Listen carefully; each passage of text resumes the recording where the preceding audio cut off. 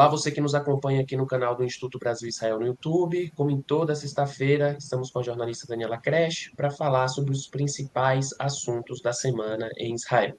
Quero pedir para você deixar o seu like aqui no vídeo, a sua inscrição em nosso canal, agora rumo aos 15 mil inscritos, e o seu comentário aqui embaixo, que é muito importante a participação do público do Express Israel aqui em nossos comentários. Dani, mais uma semana de guerra em Israel e entrando no primeiro assunto dessa edição do Expresso, um assunto muito triste, que foram 6 reféns mortos, né? Israel parou essa semana para chorar o assassinato a sangue frio dos cerca de 100 reféns israelenses que ainda estão nas mãos do Hamas em Gaza. Muitos deles a gente sabe que já não se encontram mais com vida, e esses 6 reféns foram mortos quando os terroristas acharam que os soldados israelenses estavam se aproximando do cativeiro. É muito triste essa notícia. O Hersh, né, que a gente mostrou o discurso da mãe dele há algumas semanas.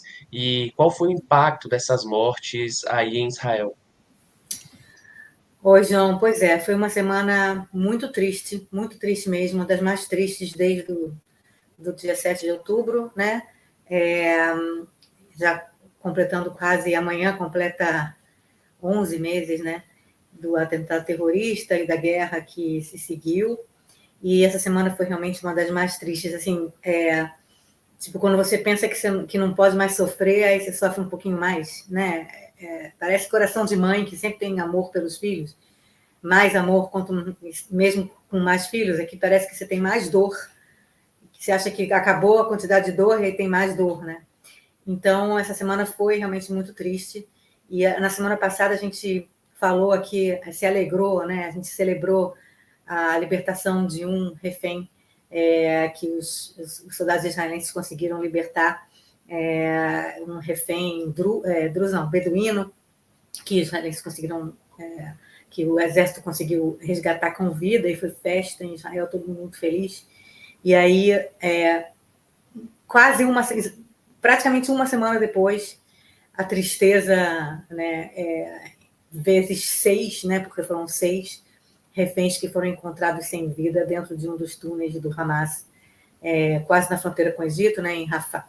E o que aconteceu foi que, enfim, quem está assistindo aqui ou ouvindo aqui não ouviu sobre esse assunto, o que aconteceu foi que justamente por causa da libertação desse refém, que a gente falou semana passada, e também de outros casos de soldados israelenses se aproximando do cativeiro, né, porque os reféns estão espalhados, né, pelos túneis, né, pela rede de túneis que o Hamas construiu com dinheiro de ajuda humanitária mundial, construiu embaixo da terra, na faixa de Gaza. Eles estão espalhados. Então, o exército israelense ele tenta chegar, com a ajuda de informações, né, de inteligência, tentar chegar ao local onde eles estão, os cativeiros, né? E às vezes consegue, às vezes não consegue. E na semana passada conseguiu, e houve também alguns outros casos que o exército israelense também chegou perto, conseguiu até resgatar. A gente falou 8 reféns até agora foram resgatados com vida.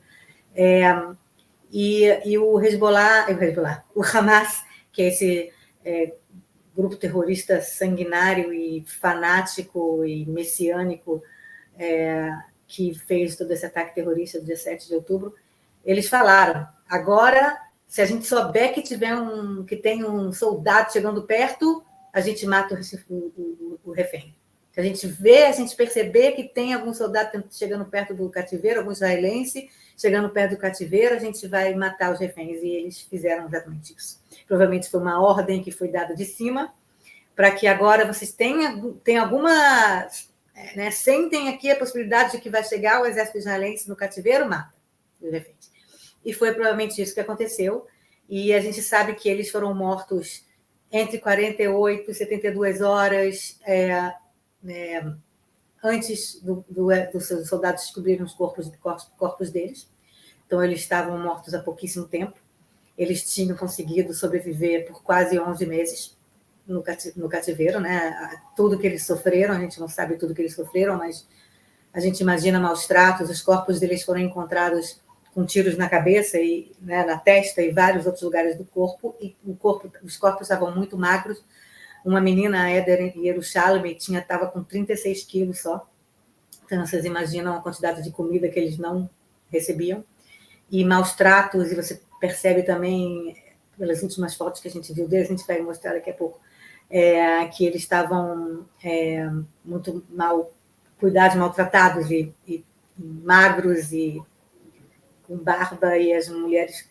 Enfim, vocês imaginam 11 meses de cativeiro sem ver a luz do sol, num túnel do terror, sem comer, sem ver a luz do dia, e a quantidade de terror psicológico e tortura psicológica e física que eles sofreram nesses 11 meses, e eles tinham conseguido sobreviver. E aí, quando os guardas, né, terroristas acharam que os soldados israelenses estavam se aproximando, e realmente esse beduíno que foi libertado de um dos cativeiros, que era 1 quilômetro só de onde estava esse outro cativeiro, onde esses 6 morreram. Então, os soldados estavam próximos. E então eles foram aniquilados, eles foram mortos a sangue frio, a ponto, né, a 0 centímetro, né? Os israelenses souberam isso no sábado à noite, na semana passada, sábado à noite, e parecia que uma nuvem cinza estacionou dentro do país, todo mundo com os olhos vermelhos e chorando e tristes e uma dor imensa.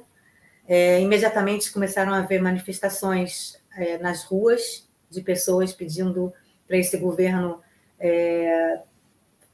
assinar ou negociar um acordo que possa trazer de volta os reféns para casa.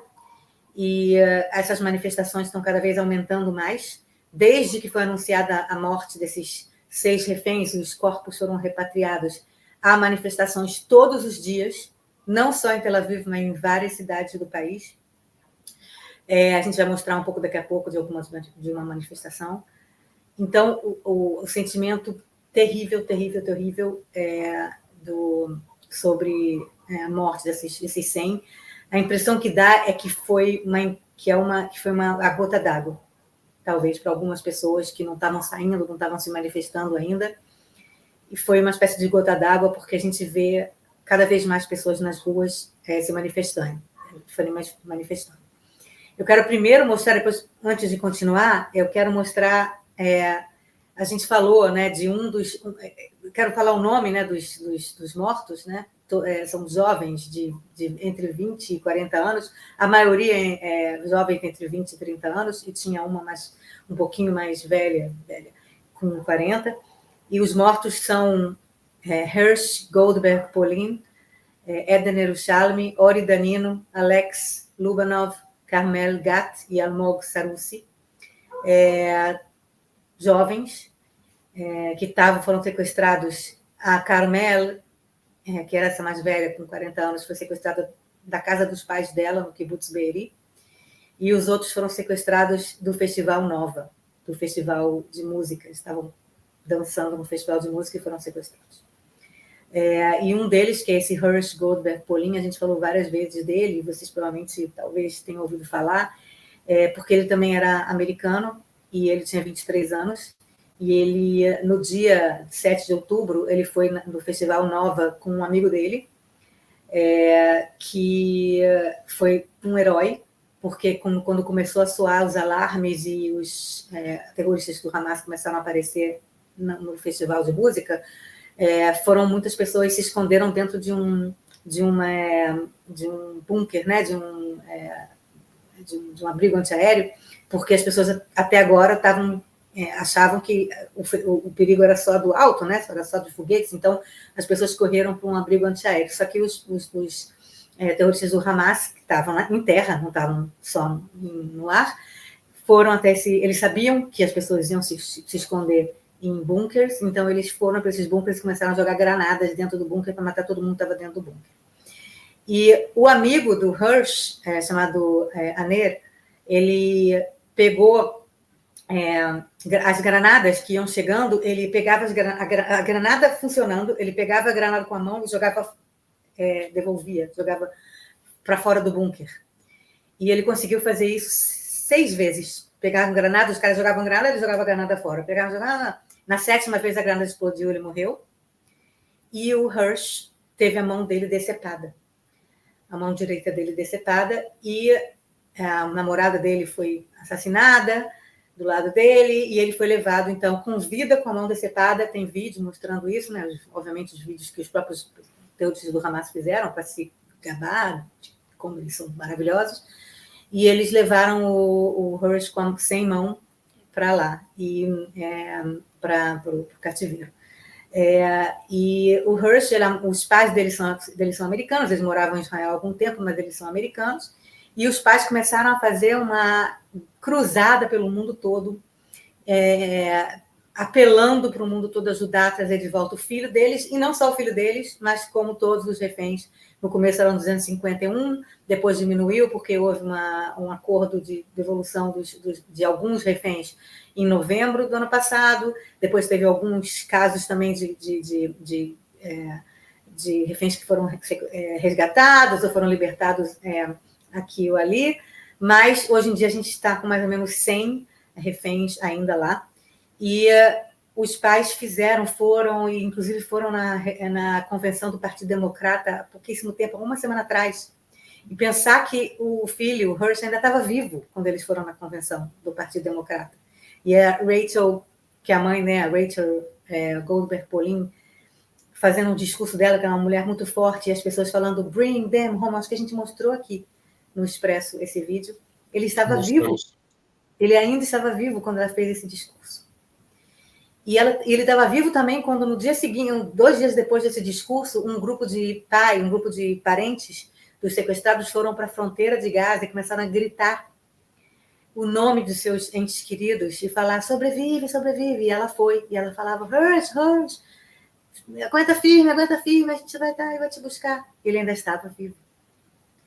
Provavelmente ele foi assassinado na noite de quinta-feira, que os corpos foram resgatados, encontrados, né, no sábado, e eles provavelmente foram assassinados na noite de quinta-feira, que foi a noite justamente em que o gabinete de guerra israelense estava votando diversas coisas relacionadas à guerra, e o primeiro-ministro Benjamin Netanyahu conseguiu convencer os membros do gabinete de guerra a exigir que Israel se mantenha num lugar estratégico. Eu vou falar um pouquinho mais sobre isso, mas a gente tem falado bastante da estrada Filadélfia, que é a fronteira entre Gaza e o Egito, meio que assinalando, rejeitando qualquer proposta que o Hamas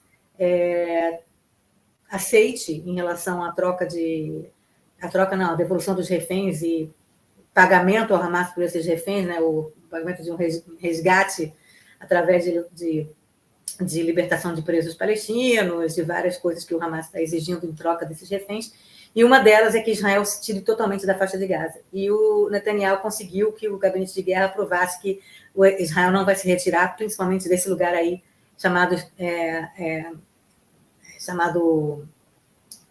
Corredor Filadélfia ou Estrada Filadélfia, o nome a gente em hebraico fala Tzir Filadélfia. E é quase como se ele tivesse falado: olha, pode matar os reféns, porque a gente não vai aceitar essa coisa de de nos retirar da faixa de Gaza totalmente, que é a primeira, talvez, exigência do Hamas para a devolução dos reféns. E foi nessa noite, justamente, que os reféns foram mortos. Quer dizer, a gente não pode fazer uma ligação, né? Tipo, os guardas lá ouviram que a votação em Jerusalém foi assim, então decidiram matá-los. Não é isso, não foi exatamente isso. Provavelmente foi que eles escutaram soldados israelenses próximos e decidiram matar. Mas é muito irônico que, no momento em que o gabinete de guerra tenha decidido isso, que é quase como não vamos aceitar fazer um acordo um acordo com o Hamas, minutos depois, talvez, ou no mesmo momento, 6 reféns foram assassinados. Então, é muito triste, e eu quero mostrar para vocês o enterro do Hersh, que aconteceu na segunda-feira, e a Rachel Goldberg Polin, a mãe do Hersh, que tinha feito aquele discurso na convenção do Partido Democrata uma semana antes. Ela, na verdade, o filho morreu, foi assassinado brutalmente por um grupo terrorista, e ela falou coisas em inglês. Acho que essa história do Hersh chegou mais às pessoas porque ela falou em inglês, né, porque ela é americana, e o pai também, então eles falaram inglês no mundo todo, então as pessoas meio que mais conhecem ele, mas todos os 100 reféns que estão lá na faixa de Gaza têm suas histórias, todos eles são importantes igual, mas o Hersh tocou mais nas pessoas por essa cruzada que os pais fizeram, e a mãe principalmente, e por ser muito coisa em inglês, e por ele ser americano, por ele também ter uma nacionalidade americana. E ela falou em inglês nesse funeral, e o mundo todo viu, mais do que quando é funeral em hebraico, que aí as pessoas nem sabem direito o que é em hebraico, mas nesse caso foi em inglês. Quero que você me mostre aí. Tá com tradução em português, está com legenda em português.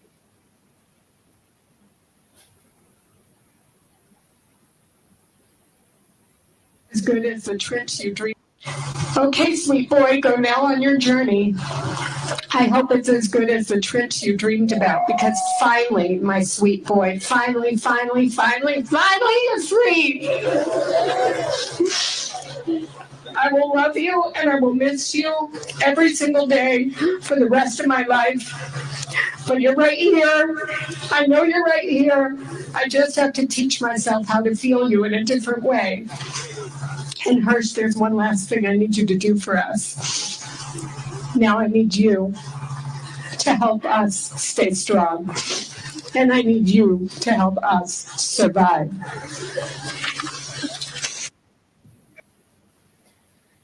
Esse foi uma parte do discurso dela, e vocês viram que ela estava usando um número aqui, acho que era 332, que ela, desde que ele foi sequestrado, ela usava todo dia um decalquezinho, né, coisa aqui assim, com um número de dias que que todo mundo tinha sido sequestrado, e ela continua usando. Quer dizer, o fato de que o filho dela teve um final triste, isso não quer dizer que ela vai deixar de fazer a cruzada dela para que os outros sejam libertados. Então ela continua até hoje usando os númerozinhos, cada dia um número a mais, porque os dias vão passando, né?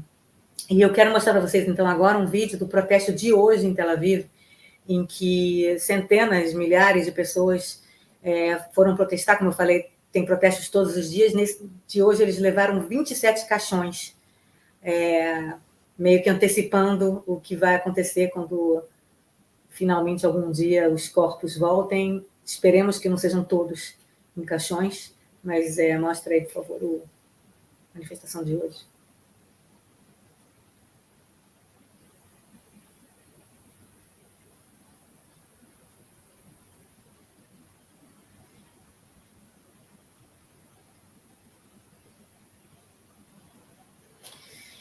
Então, isso é uma demonstração do clima que está no país nesse momento. Inclusive, quer dizer, o anúncio do resgate dos corpos começou com boataria antes mesmo do Exército confirmar que realmente os corpos tinham sido resgatados, e quem eram os 6, quem eram esses mortos, né? Finalmente, na madrugada de sábado para domingo, a gente ficou sabendo quem era, e domingo foi um dia muito confuso, muito triste, muitas emoções. Depois eu vou falar um pouco também de por que dia 1º de setembro, que foi domingo, dia 1º de setembro, também teve várias emoções.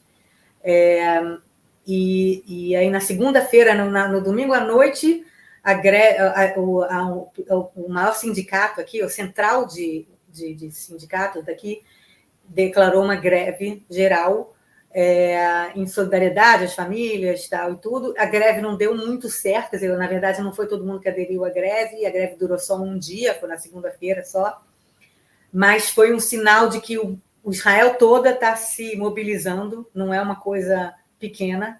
As manifestações são em todos os lugares, e agora greve, e o país está em convulsão, e esses 6 mortes foram a gota d'água.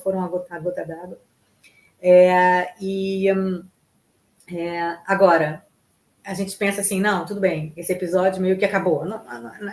Não é que, quer dizer, que tem outras coisas acontecendo. Mas não, esse episódio dos 6 mortos continua ecoando, como eu falei, as manifestações e tudo, mas também porque o Hamas, essas pessoas, esses seres humanos, se é que você quer, a gente pode chamar esses terroristas do Hamas de seres humanos, eles são especialistas em terrorismo psicológico, né?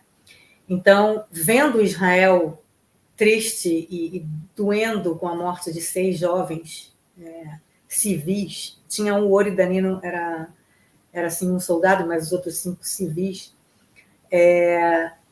avisou já imediatamente que ia lançar um por dia vídeos com as últimas palavras dos mortos. Quer dizer, não só as pessoas estão tristes, os parentes, as pessoas que conhecem as pessoas que morreram, como tem que ainda aguentar o Hamas lançando vídeos com eles que já morreram, falando suas últimas palavras e dizendo, me ajudem, façam tudo para me libertar, e não sei o que, depois que eles morreram. Sabe, não é nem para pressionar o governo a fazer um acordo, porque eles já morreram. Para que você vai lançar esses vídeos? Só para fazer terrorismo psicológico e fazer os israelenses chorarem mais. Quanto mais os israelenses doerem e chorarem, mais eles ficam felizes. Porque esse é o objetivo. É um grupo terrorista que não tem nada a ver com resistência e criação de Estado palestino. É um grupo terrorista cujo objetivo é acabar com os infiéis, que os mais próximos são os judeus de Israel, mas qualquer outro também está valendo.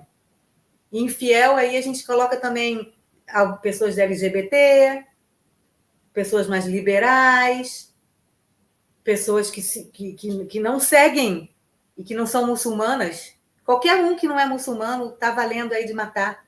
E mesmo muçulmano, que a gente viu do beduíno da semana passada também, e quantos muçulmanos eles mataram no dia 7 de outubro. Então, pior, é o fim do poço da humanidade. É o lixo da humanidade, essas pessoas. Então, eu queria que você mostrasse aí uma foto, o que eles lançaram quando Israel estava chorando no domingo pela morte dos 6 reféns. Eles publicaram em redes sociais essa coisa aí, que são os 3 nos vídeos, que foram até nesse momento, há 1 hora atrás, eles lançaram um vídeo do Almog Sarusi. Eles já lançaram um vídeo da Eden Yerushalmi, da Carmel Gat, do próprio Hirsch Goldberg Polin. Hoje foi o Almog Sarusi, e ainda vai ter, sei lá, do Ori Danino e do Alex Lubanov. E está escrito em 3 línguas, como vocês veem. Tem árabe, tem hebraico e tem inglês. Ours, and we will show their last messages. Não há palavras para descrever a dor e o nojo que são essas pessoas. Tudo que elas querem é causar dor nos outros.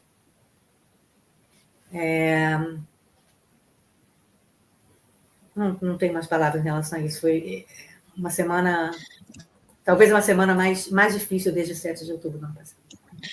Todo esse terror psicológico, né, Dani? A gente publicou nessa semana aqui no canal do IB entrevistas de 2 ex-reféns e eles ressaltam como o terror psicológico é uma arma que o Hamas utiliza, inclusive utilizou contra eles, falando o tempo, perguntando o que vocês estão fazendo aqui, isso aqui é Palestina, se vocês voltarem para os seus kibbutzim daqui a 3 anos, a gente vai invadir, fazer um 7 de outubro novamente. Então, imagina como não fica a cabeça dessas pessoas, como que não está a cabeça dessas pessoas que ainda seguem cativeiro pelo Hamas, e as famílias, né? E o país. Porque você divulgar, enquanto o país ainda está de luto, está chorando, as famílias, a tristeza que você sente na voz, na mãe do Rush, e publicar um vídeo, mesmo com a foto, a gente já fica impactado vendo algumas organizações pela libertação dos reféns publicaram, né, nas redes no Instagram e em outras redes o antes e o depois do 7 de outubro, assim, e ainda ter os vídeos com a última mensagem é realmente com requintes de crueldade, né, e até um certo tom de sadismo em ter prazer no sofrimento alheio, e E é isso, muita tristeza. Eu mesmo, pessoalmente, assim, foi muito difícil ver as notícias, ainda mais o Rush, que, assim como eu, gostava muito de futebol, fazia parte de uma torcida do Apoel Yerushalayim. Foi bonito também ver o time, os jogadores, tanto do basquete quanto do futebol, comparecendo ao funeral. E mais um capítulo triste desse dia que parece não ter acabado, né? 7 de E, outubro, que e ainda é. uma família, todo mundo conhecia a família deles agora, né? Até agora, uma família da Rachel e do marido, né? O Goldberg Pauline, que era uma família religiosa, mas religiosa progressista de Jerusalém.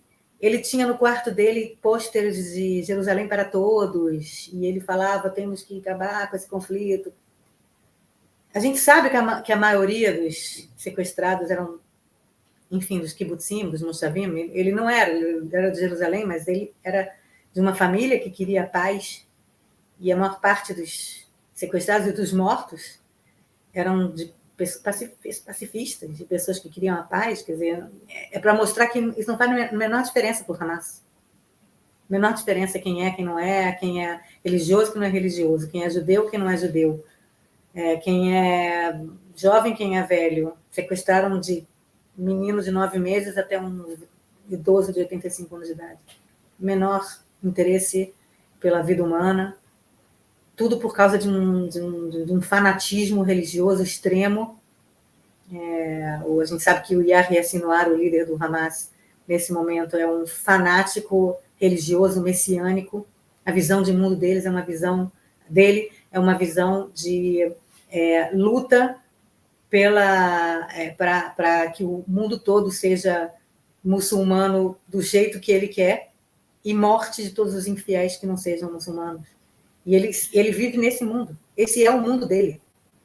E ele quer transformar, ele quer trazer esse mundo à realidade. Ele quer transformar o mundo de hoje nesse mundo que está na cabeça dele.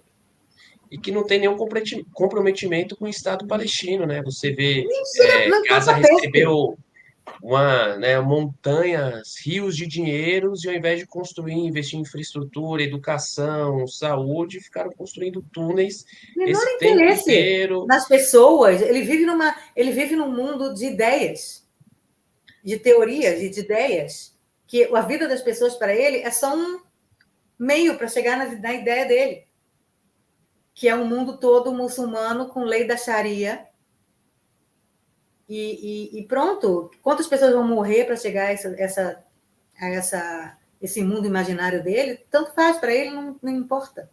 E se os primeiros a morrerem são os próprios palestinos, são mártires e estão cumprindo o seu dever de mártires.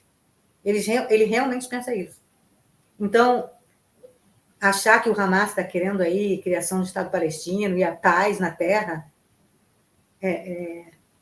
sabe, é um absurdo total, e a gente já falou isso tantas vezes aqui, né? Mas a gente é lembrado o tempo todo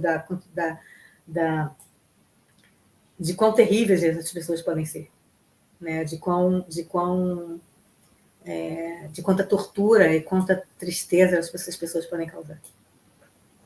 E publicando também novos vídeos, né, do 7 de outubro, cenas ainda vazando no Telegram, nas redes sociais. Realmente o terrorismo psicológico também como arma de guerra, né? E, enfim, a gente segue acompanhando aqui as manifestações das famílias dos reféns. A gente postou aqui nas nossas redes sociais. Tem um texto da Arei Vital também que tá no nosso site, vou deixar anexado aqui. E é isso, né? Um país de luto, né? Luto nacional, e a gente vai seguir aqui, né, acompanhando e reportando qualquer atualização, inclusive de um possível acordo de cessar-fogo, de fim da guerra, né? E entrando no segundo assunto dessa edição do Expresso Israel, a Dani já comentou aqui no primeiro tópico, que é o discurso Filadélfia, digamos assim, de Benjamin Netanyahu. Por causa da comoção pela morte dos reféns, o primeiro-ministro Benjamin Netanyahu fez 2 entrevistas coletivas explicando sua posição diante das negociações com o Hamas. Ele disse que não vai aceitar qualquer acordo de devolução dos reféns que inclua a retirada da estrada Filadélfia na fronteira entre Gaza e o Egito. Você já falou aqui em algumas edições do Expresso sobre o local estratégico, a importância que tem a estrada Filadélfia, e como que essa alegação foi recebida aí no país, Dani. Olha, a chateação, posso dizer, e a raiva e a tristeza são tantas assim entre o público israelense que, obviamente, as alegações do Netanyahu não foram bem recebidas pela maior parte do povo, pela imprensa, certamente, e pelos críticos do Netanyahu, certamente. É claro que a gente não pode esquecer que tem uma parte dos israelenses, que é uma democracia, né? Tem uma parte dos israelenses que apoia o Netanyahu, continua apoiando o Netanyahu, e toda vez que ele fala, eles acham lindo, inclusive, sempre o Netanyahu sobe um pouco nas pesquisas depois que ele fala, logo em seguida, depois que ele fala, mas depois a coisa desce, né? A coisa cai, mas ele é muito carismático, então quando ele fala, muita gente que é a favor dele se deixa levar pelas palavras dele, e ele não iria fazer essas entrevistas coletivas, principalmente em hebraico. Ele primeiro fez uma entrevista coletiva em hebraico para canais de TV israelenses. Ele, desde o começo da guerra, não tinha dado entrevista em hebraico para ninguém. Ele estava falando só em inglês, para veículos de comunicação americanos ou estrangeiros, e muitos israelenses ficam muito emocionados quando veem o Netanyahu falando aquele inglês, porque ele cresceu nos Estados Unidos, então ele fala inglês nativo, e os israelenses com um orgulho do inglês dele, então ficam, causam uma certa comoção, assim, quando ele fala inglês, mas ele não tinha falado em hebraico, e foi a primeira vez que ele fez uma entrevista coletiva, inclusive com perguntas de jornalistas, que é uma coisa raríssima, desde o 7 de outubro. E ele falou, primeiro ele começou pedindo união do país, uma coisa que provavelmente quem é crítico dele vai achar irônico, ele pedir união do povo. Ele tem dividido o povo nos últimos tempos, começou antes, inclusive, do 7 de outubro, com a questão da reforma judicial que ele queria realizar, de enfraquecendo a Suprema Corte, quer dizer, pedir união do povo, pediu desculpas pelas mortes dos 6 reféns, mas não se responsabilizou. A verdade, ele tem feito bastante isso. Ele pede desculpas, mas ele não se responsabiliza. Ele não fala, a culpa foi minha, eu vou sair do governo. Passa longe dele pensar que ele tem alguma responsabilidade pelo que aconteceu no 7 de outubro. E essas duas entrevistas, a primeira em hebraico, depois ele fez uma entrevista coletiva com a imprensa estrangeira, foram criadas para ele mostrar, para ele transformar, para ele criar um novo mito. A criação do mito da Estrada Filadélfia como algo fundamental para a existência de Israel. A Estrada Filadélfia, que é essa fronteira entre Gaza e o Egito, se transformou na cabeça dele, no spin político dele, né, na teoria política, nova teoria política de Netanyahu, como o lugar mais importante de Israel e o lugar onde Israel precisa estar, porque senão Israel vai acabar. É uma coisa assim, muito, muito absurda, porque ninguém nega que a Estrada Filadélfia, que essa fronteira entre Gaza e o Egito, é importante. Até porque ninguém nega que realmente há, talvez, dezenas ou talvez centenas, em algum momento, de túneis subterrâneos passando por debaixo da fronteira, e que muito do armamento do Hamas chegou por lá. Ninguém nega isso, ninguém nega que realmente é um lugar estratégico e é um lugar onde o Hamas recebeu muitas armas e outras coisas além de armas através da fronteira do Egito, mesmo que o governo egípcio tenha dito formalmente que era contra, que fechou e que destruiu todos os túneis. Teve uma época que eles colocaram, inclusive... Peraí, deixa eu ajustar aqui. Teve uma época que eles botaram, inclusive, uma barreira subterrânea. O Egito fez uma barreira de concreto subterrânea embaixo da terra para evitar que túneis passassem, mas o Egito, de uma certa forma, em algum momento, o governo lá do Cairo, né, começou a meio que fazer vista grossa para alguns homens de negócios, digamos assim, egípcios, que começaram a ganhar um dinheirinho aí nesse contrabando de armas e de milhares de outras coisas do Egito para Gaza através de túneis que eles controlam. Sabe-se que há algumas famílias, alguns clãs na Rafah egípcia, né, do outro lado da fronteira, que ganharam milhões de dólares com o contrabando entre Egito e faixa de Gaza. É verdade, tudo isso é verdade. E tudo isso realmente a Estrada de Filadélfia é realmente muito importante. Mas é mais importante do que você trazer de volta 100 pessoas, talvez 35 delas vivas. É mais importante do que 35 vidas de israelenses que foram sequestrados por um grupo terrorista fanático e sangrento e sanguinário. Será que é possível a gente fazer as duas coisas? Será que não seria possível fazer um acordo agora? Ok, acordo vai ser sempre terrível, né? Um acordo com o Hamas é sempre ruim. É sempre ruim, não é que fecha acordo com o Hamas. Ninguém acha que é. Vai libertar um montão de preso palestino que deveria ficar na prisão porque tem sangue de israelenses na mão, assassinaram, fizeram ataques terroristas. Vai se retirar todo o exército israelense da faixa de Gaza e talvez o Hamas consiga sobreviver. É verdade. Várias coisas aí que Israel não gostaria que acontecesse. Só que a gente não está no mundo ideal. A gente está no mundo entre que há opções, uma opção ruim e outra opção pior ainda. Não há uma boa opção aqui.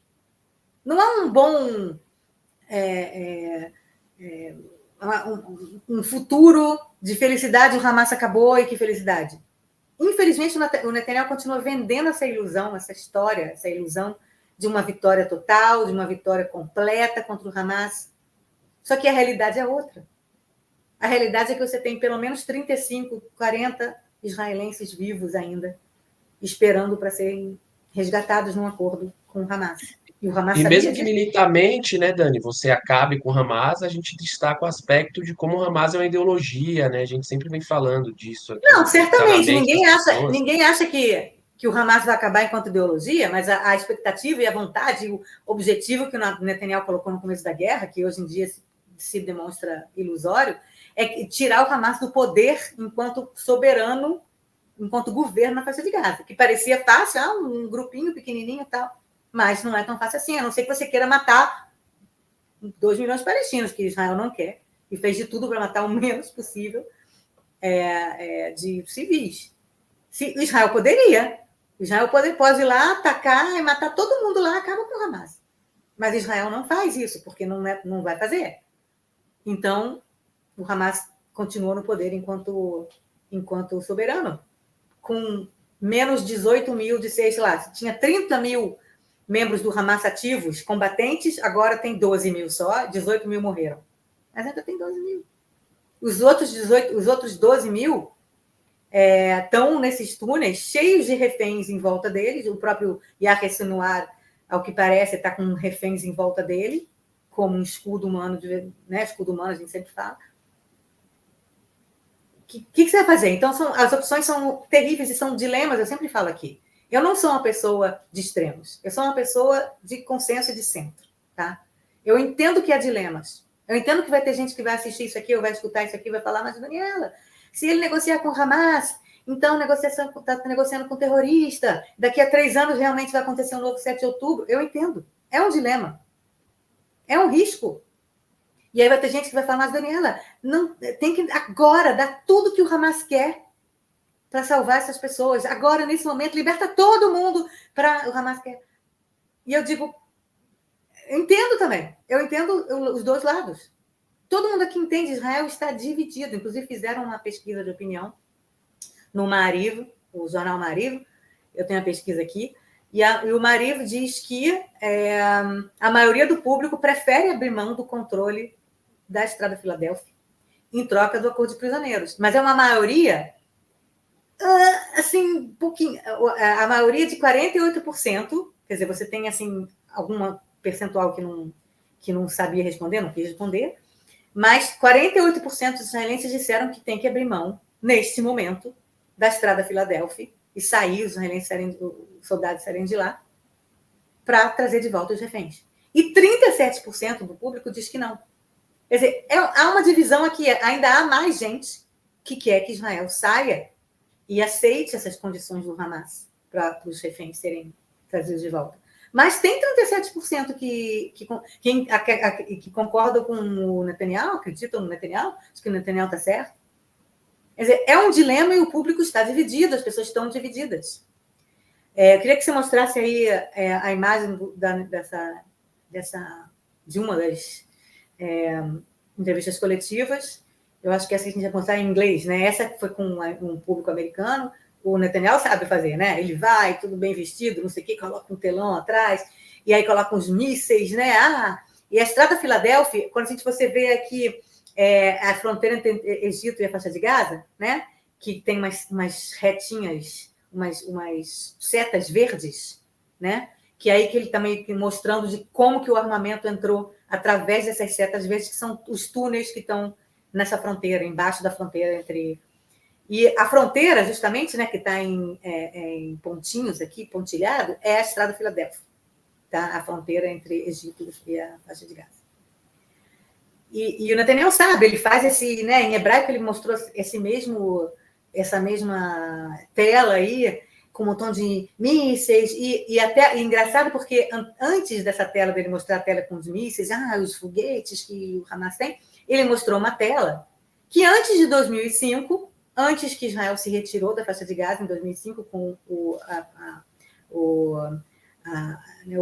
retirada israelense de Gaza, que a gente chama de Tormita Itnakut, a separação, né, de Gaza, ele mostrou esse mesmo mapa sem nada. Quer dizer, antes da retirada israelense da faixa de Gaza, em 2005, era calmíssima a faixa de Gaza. Era uma paz, era uma beleza, era lindo.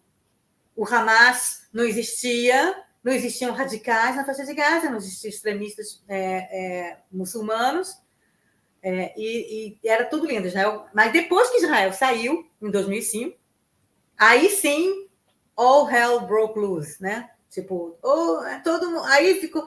E claro que a gente sabe que não é verdade. A gente sabe que existiam assentamentos israelenses realmente na faixa de Gaza que tinham que ser...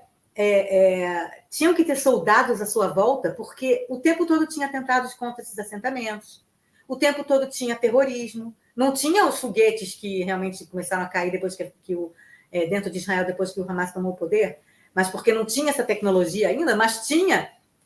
Eles, em vez de atacar Israel, eles atacavam os israelenses dentro da faixa de Gaza. E a gente sabe a história da faixa de Gaza, que foi dominada por essa ideologia dos irmãos muçulmanos, né,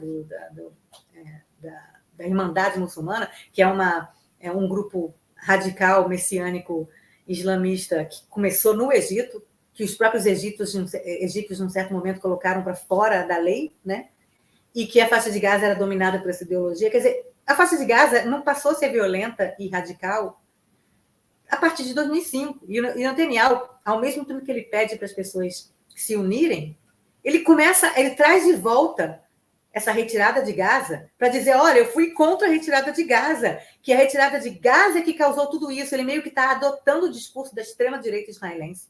E a retirada de Gaza foi consenso em 2005. Eu estava aqui. Eu estava dentro de Gaza quando teve a retirada de Gaza. Eu fui uma das últimas jornalistas a sair de Gaza, junto com o exército israelense, e ver a porta sendo fechando de Gaza, e não tem mais israelense lá dentro. Eu estava lá. Então, dizer que foi só porque o Ariel Sharon quis sair de Gaza que tudo começou, não é verdade. Já existia conflito com palestinos antes. Muita gente dentro da faixa de Gaza, colonos israelenses que morreram em ataques terroristas. E justamente por isso que Ariel Sharon quis sair de Gaza. Então, ele tenta reescrever a história para apoiar essa doutrina nova, que é a doutrina Filadélfia dele. A coisa mais importante para Israel agora não é Irã.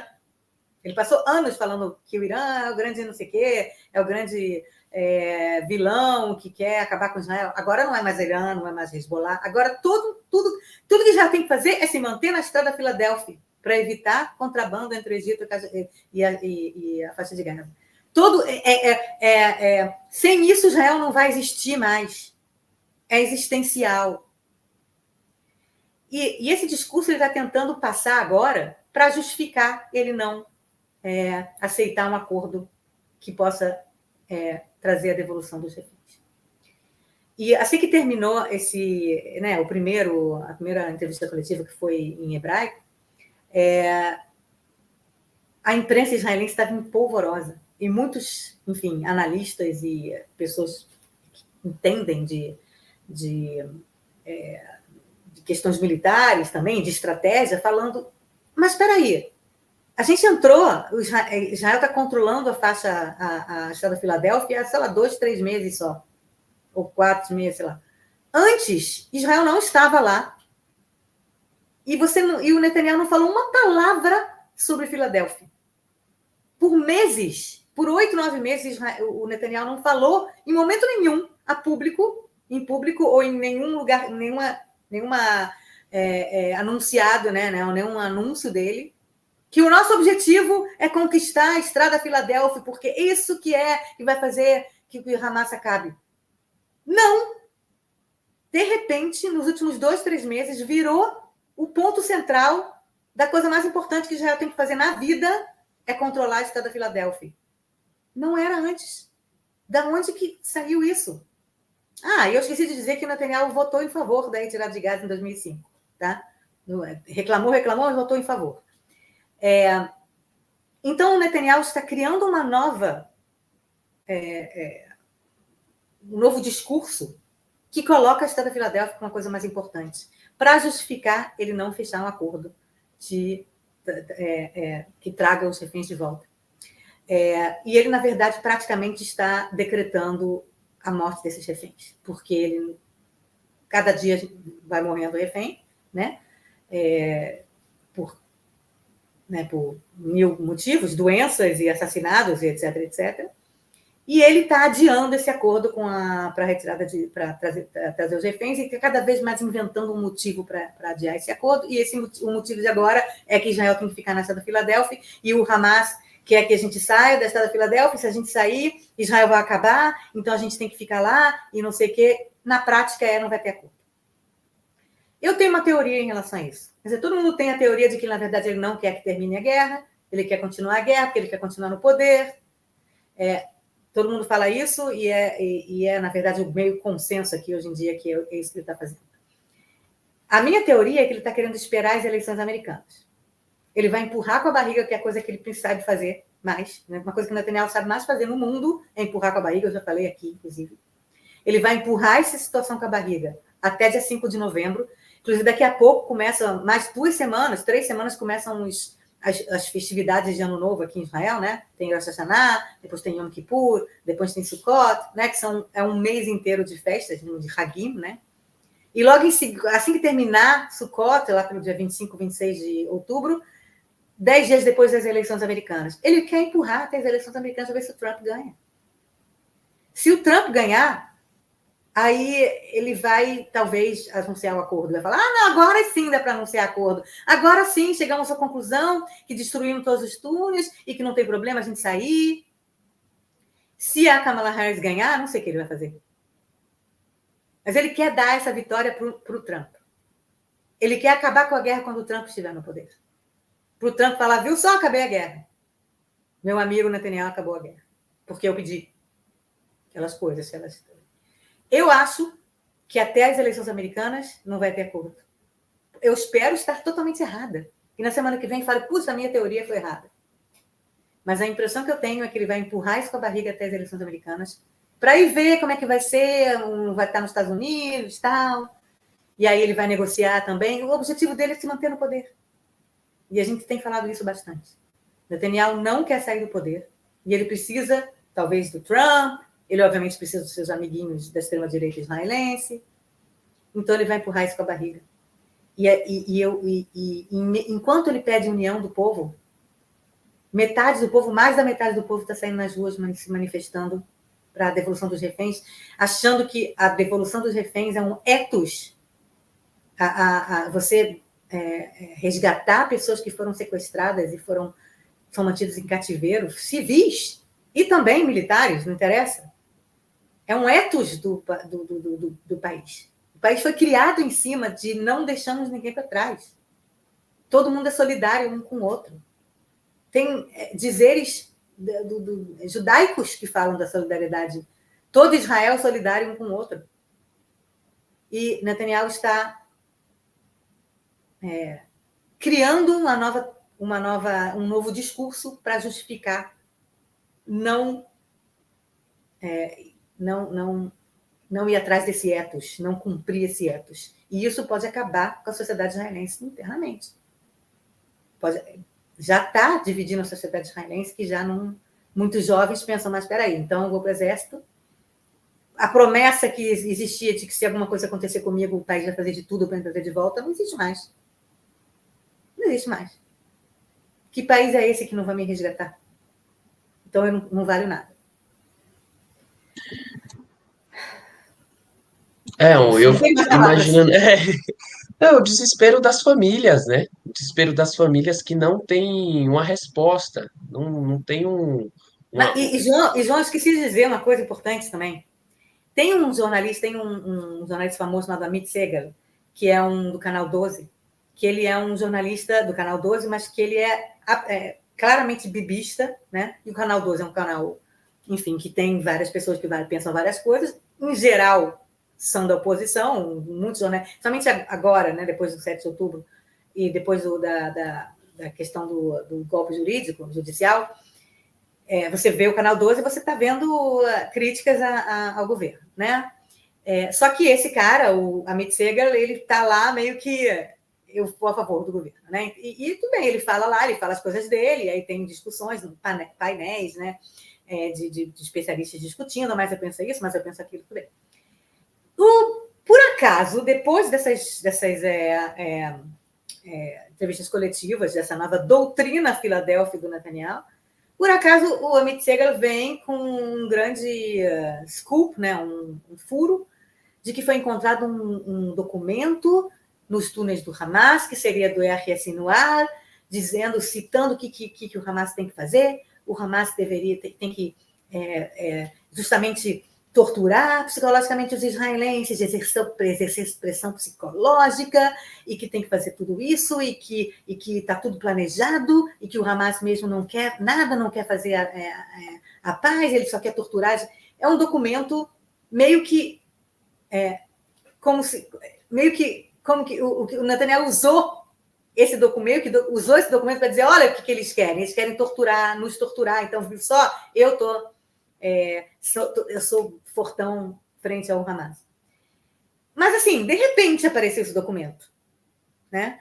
E hoje, inclusive, saiu uma matéria numa revista alemã, Bild, falando desse documento também. Quem será que, por acaso, vazou essa matéria, vazou esse documento para a revista alemã? Quer dizer, a gente está vendo aqui uma frente midiática, né, de marqueteira do Netanyahu para tentar convencer o público da doutrina Filadélfia, que tem que deixar os reféns, não tem jeito, que a pressão militar é que importa, e que tudo bem, a pressão militar fez esses 6 reféns morrerem, mas não, mas a gente, na verdade, se não tiver na cidade de Filadélfia, Israel vai acabar. Está tendo uma campanha nesse momento, o governo Netanyahu está numa campanha nesse momento para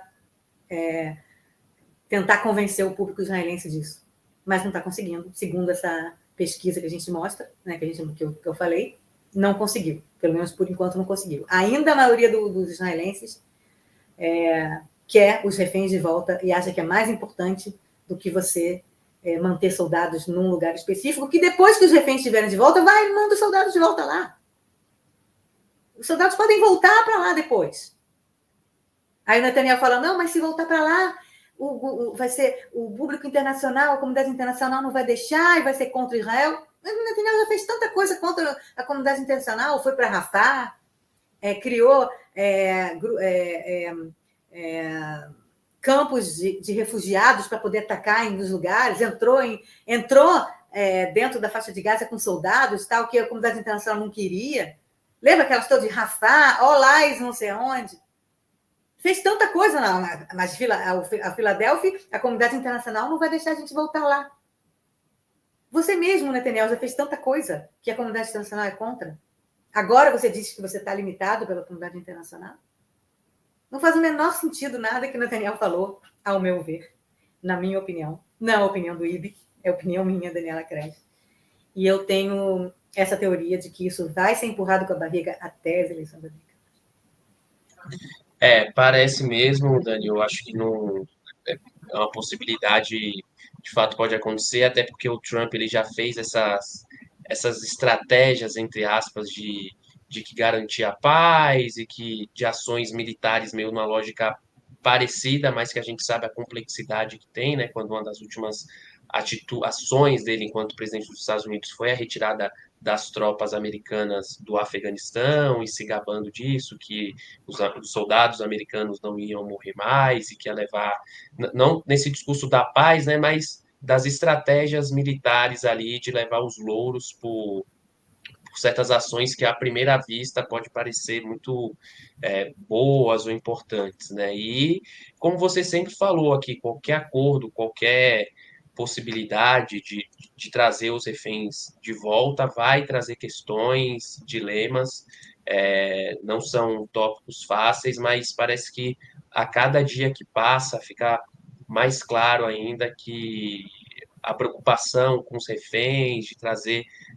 Hoje a gente não fala nem só apenas nos reféns vivos, né, mas nos corpos dos reféns, que a gente sabe que infelizmente muitos estão mortos, deixa de ser uma prioridade para o Benjamin Netanyahu, e é isso. Um dia era Se é que foi prioridade algum dia, né? Exato, exatamente, né? Um dia Inclusive, era só para terminar esse item, João, é importante dizer que enquanto a situação não acalmar nessa questão da faixa de Gaza, o norte continua sofrendo praticamente 80, 100 foguetes e mísseis e drones todos os dias. 60 mil pessoas não moram em suas casas. Tem todos os dias drones, mísseis e foguetes caindo em cidades israelenses do norte de Israel, na fronteira com o Líbano. Foguetes e mísseis lançados pelo Hezbollah, um proxy do Irã. É uma guerra, que não sei por que não tem nome de guerra, mas é uma guerra declarada pelos dois lados na fronteira com o Líbano. E o Hezbollah diz que é para apoiar o Hamas. Enquanto você não tem uma solução para o que está acontecendo na faixa de Gaza, vai continuar uma guerra no norte de Israel, que vai piorando e está escalando, está piorando cada vez mais. E agora, essa semana, piorou também uma nova frente, que é a frente da Cisjordânia. O Hamas, como não tem mais todo o arsenal militar que tinha antes, porque Israel destruiu, sei lá, 90%, o Hamas meio que voltou a um modus operandi de guerrilha.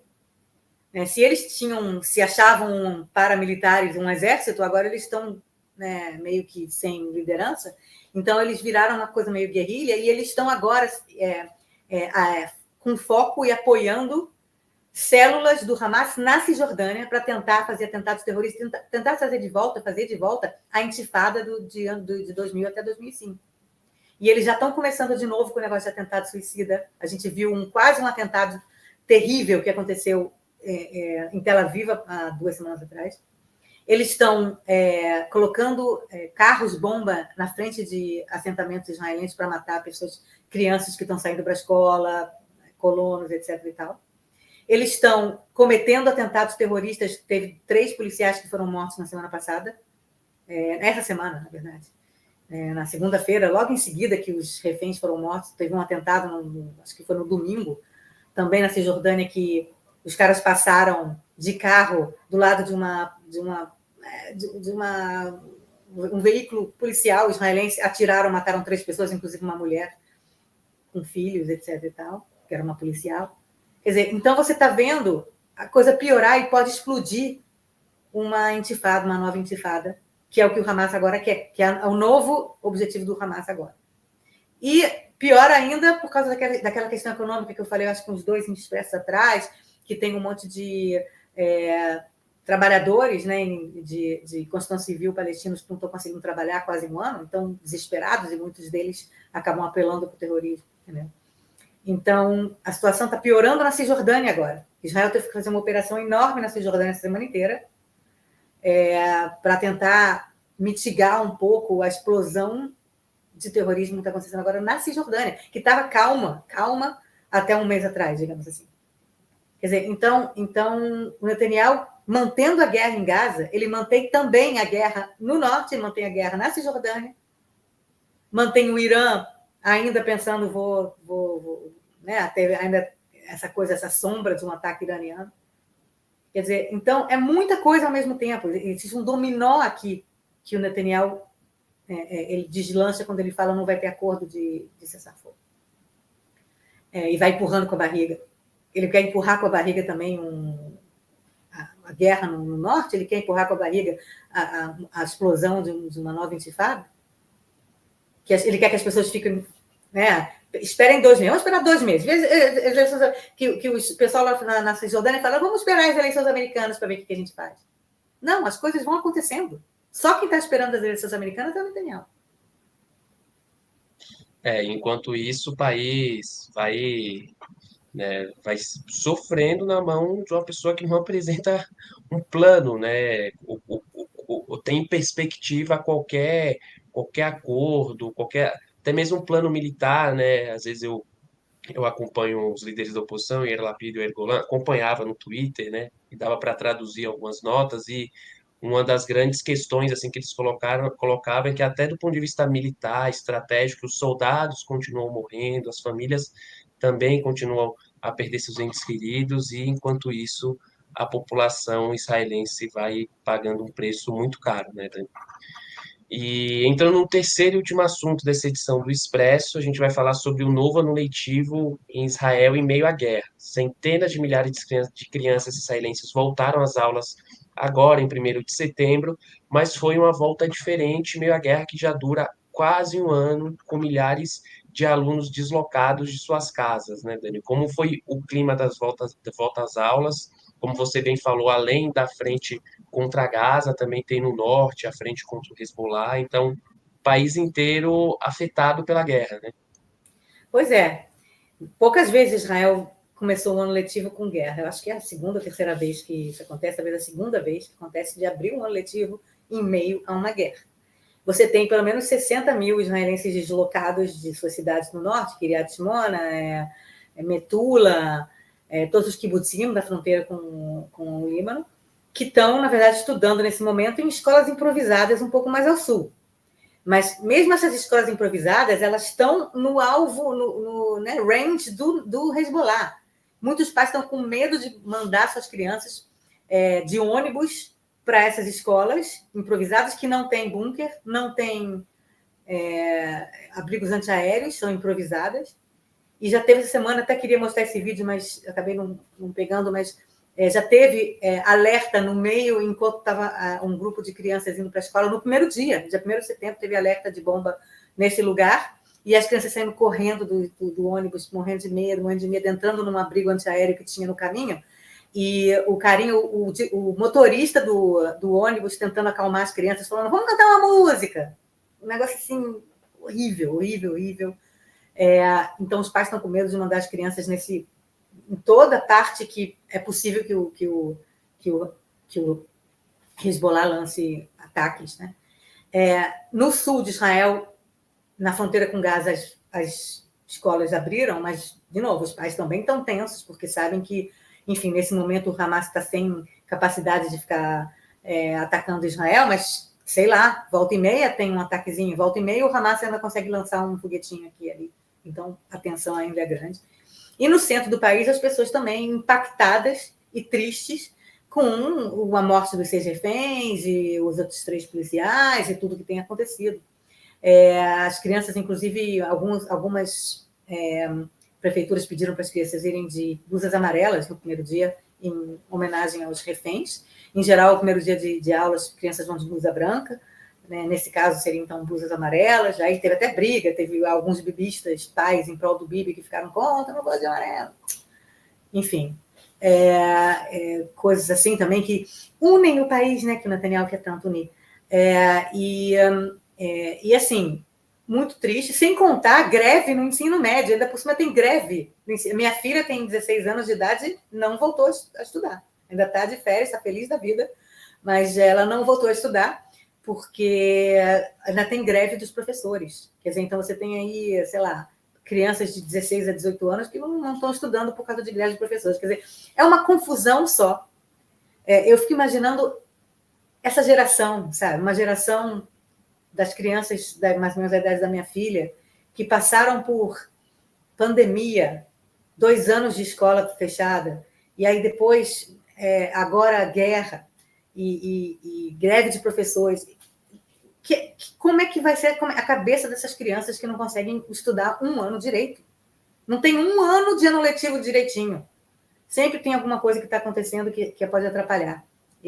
Ano passado também teve greve, teve essa greve dos professores também teve no ano passado, foi uma greve parcial. Teve aula, mas as crianças até hoje do ensino médio não receberam notas, porque os professores não dão as notas por causa da greve. Entendeu? Quer dizer, então é uma geração meio perdida, né? Uma geração perdida.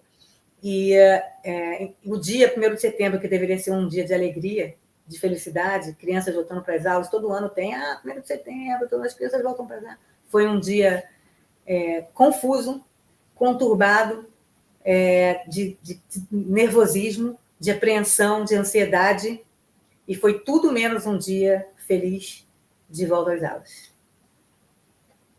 É um momento que normalmente de alegria, né, Dani, de reencontrar os amigos ali, que a gente não vê nas férias, as famílias. Hoje tem um clima muito difícil, muito pesado. A gente já tem aí uma série de pesquisas e literaturas, né, que falam sobre os impactos da Covid-19 para os jovens e como que a educação foi uma das áreas que mais sofreram com os efeitos do distanciamento social e como isso afetou nas aplicações dos vestibulares, né, de desempenho escolar, e nesse caso em particular ainda tem uma guerra que, pensando inclusive na saúde mental desses jovens, tem um efeito devastador e assim é isso, né? Um momento que deveria ser de alegria acaba virando um momento de tristeza e de muita dificuldade, né? Com isso João, a antes gente da vai. gente terminar, antes Claro, de a gente imagina. terminar, tem 2 coisinhas que eu quero falar, 2 frases. Primeiro, que eu, na semana passada, prometi que eu ia falar um pouco sobre daquelas pesquisas do Khalil Shakak, que se falsificou ou não falsificou a pesquisa de opinião pública palestina. Não tenho resposta ainda, então isso vai ficar para a próxima, assim que eu tiver novidades em relação a isso, eu dou. E a segunda coisa é a Paralimpíada, que eu queria falar muito sobre a Paralimpíada, mas, enfim, a gente foi atropelado pelos acontecimentos. Mas só para dizer que Israel, até agora, ganhou 9 medalhas, que é um excelente resultado. Israel está em 24º lugar no mundo, sendo um país pequeno, de 10 milhões de pessoas. E eu prometo, se der para falar melhor, na semana que vem eu falo um pouco mais das Paralimpíadas e por que Israel sempre se destaca nas Paralimpíadas, e dou o resultado final de quantas medalhas Israel ganha. Então, isso aí, na semana que vem, a gente já tem aí 2 temas, pelo menos temas mais tranquilos, mais leves, sempre vamos falar de esporte, Esperemos cultura, não né? sermos atropelados, né, de novo pela realidade. Mas pelo furacão da realidade, né, Dani? Esperemos aí. Então, com isso, a gente vai chegando ao fim de mais uma edição do Expresso. Quero agradecer a Dani por mais uma semana estar nos atualizando aqui sobre as questões internas de Israel. Agradecer também a você que chegou até o final deste episódio. Pedir para você deixar o seu like aqui no vídeo, a sua inscrição em nosso canal, rumo aos 15 mil inscritos. O seu comentário aqui embaixo também é muito importante. Um abraço e até sexta-feira que vem. Até a semana que vem. Tchau, tchau.